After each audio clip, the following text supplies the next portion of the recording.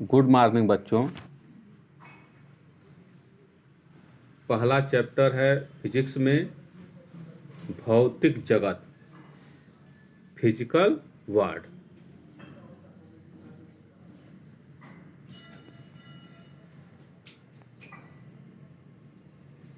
द्रव्य, मैटर। अब द्रव्य क्या होता है?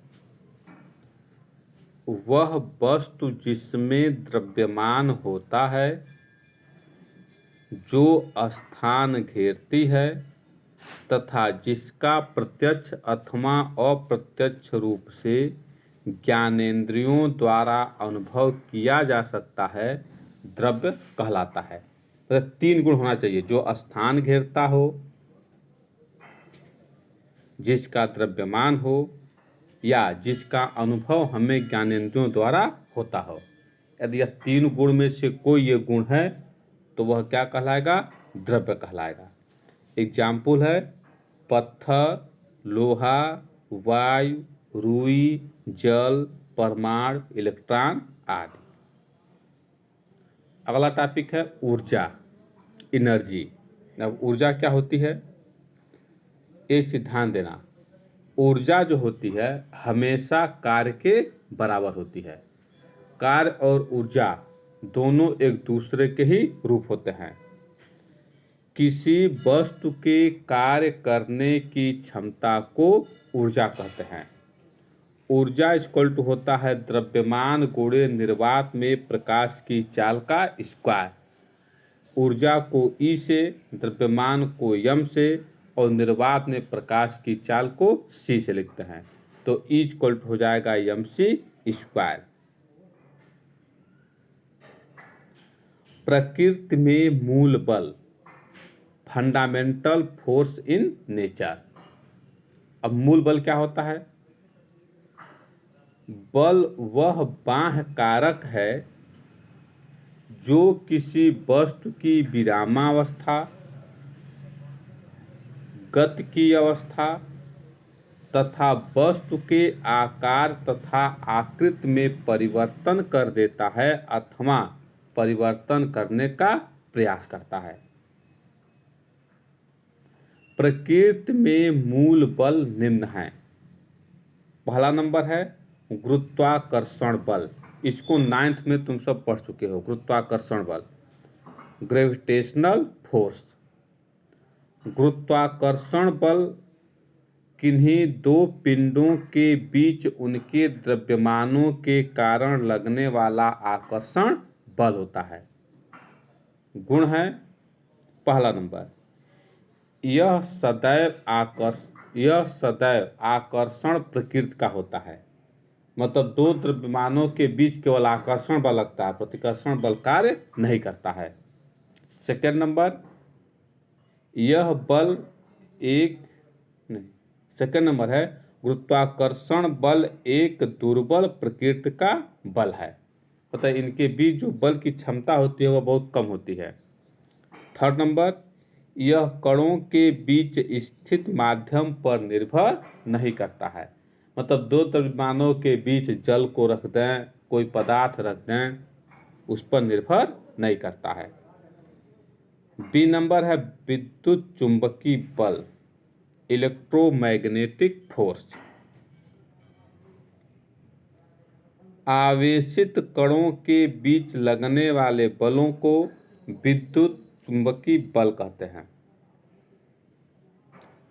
गुण है पहला नंबर, यह बल आकर्षण व प्रतिकर्षण दो प्रकृति का हो सकता है। मतलब जो आवेशों के बीच बल लगता है, या तो वह आकर्षण हो सकता है या तो प्रतिकर्षण हो सकता है। सेकेंड नंबर, यह बल एक दीर्घ परासी बल है। मतलब बहुत दूरी पर यदि आवेश रहेंगे तब भी उनके बीच यह बल कार्य करेगा। थर्ड नंबर, यह बल आवेशों के बीच के माध्यम पर निर्भर करता है। अर्थात यदि आवेशों के बीच जल है, कोई पदार्थ है, वायु है या कुछ भी रख देंगे तो उसका मान क्या होगा? बदल जाएगा। सी नंबर है प्रबल नाभिकीय बल, स्ट्रांग न्यूक्लियर फोर्स। नाम से ही लग रहा है कि नाभिक के बीच यह बल कार्य करना चाहिए। नाभिक में प्रोटॉनों तथा न्यूट्रॉनों, नाभिक में दो ही कण होते हैं, एक प्रोटॉन होता है और एक न्यूट्रॉन होता है। तो नाभिक में प्रोटॉनों तथा न्यूट्रॉनों को एक साथ बांधने वाला बल प्रबल नाभिकीय बल कहलाता है। गुण है पहला नंबर, यह बल प्रकृति में पाए जाने वाला प्रबलतम बल है। मतलब प्रकृति में जितने बल पाए जाते हैं उसमें यह सबसे शक्तिशाली बल होता है। इससे शक्तिशाली बल अभी तक कोई प्राप्त नहीं हुआ है। सेकेंड नंबर, यह बल लघु परास में कार्यरत आकर्षण बल है। थर्ड नंबर, यह बल आवेशों पर निर्भर नहीं करता, अर्थात दो प्रोटॉनों, दो न्यूट्रॉनों तथा एक प्रोटॉन व एक न्यूट्रॉन के बीच समान होता है। डी नंबर है दुर्बल कोष्टक में क्षीण नाभिकीय बल, वीक न्यूक्लियर फोर्स।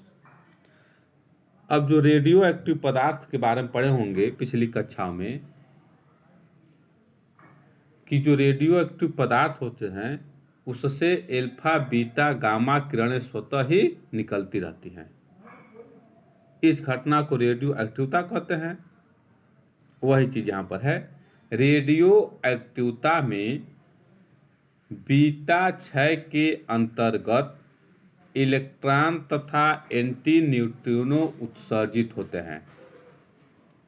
रेडियो एक्टिवता में जब बीटा कण निकलता है तो उसके साथ एक इलेक्ट्रॉन निकलता है और फिर उसके साथ एक एंटी न्यूट्रिनो निकलता है। दोनों मूल कण हैं उत्सर्जित होते हैं, जिनके मध्य लगने वाला बल दुर्बल नाभिकीय बल कहलाता है।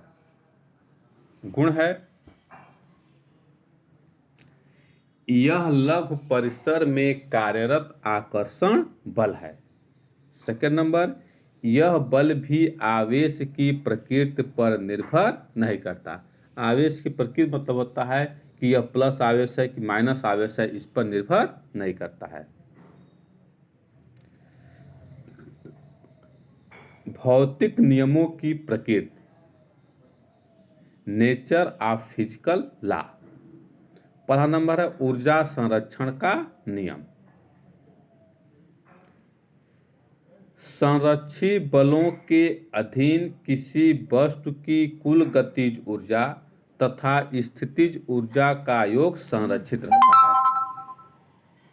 तो दोनों ऊर्जाओं का जो योग होता है वह क्या होगा? संरक्षित होगा।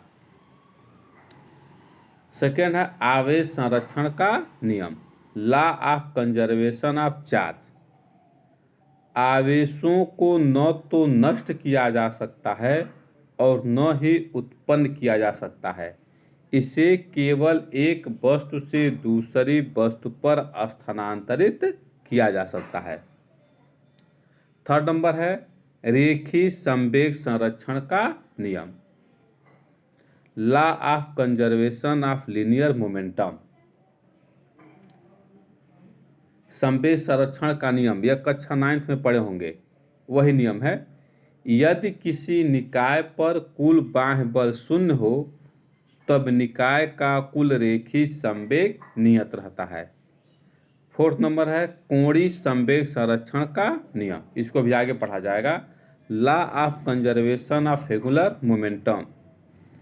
यदि किसी निकाय पर कार्यरत कुल बाह्य बल आघूर्ण शून्य हो तब निकाय का कुल कोणीय संवेग नियत रहता है। 5 नंबर है द्रव्यमान ऊर्जा का संरक्षण नियम, law of conservation of mass energy. Einstein के अनुसार द्रव्यमान को ऊर्जा में तथा ऊर्जा को द्रव्यमान में बदला जा सकता है। यदि डेल्टा m द्रव्यमान में क्षति होती है तो समतुल्य ऊर्जा equal to delta m into c square. यह आइंस्टीन के द्वारा प्राप्त किया गया ऊर्जा का फार्मूला है, E = डेल्टा m × c²।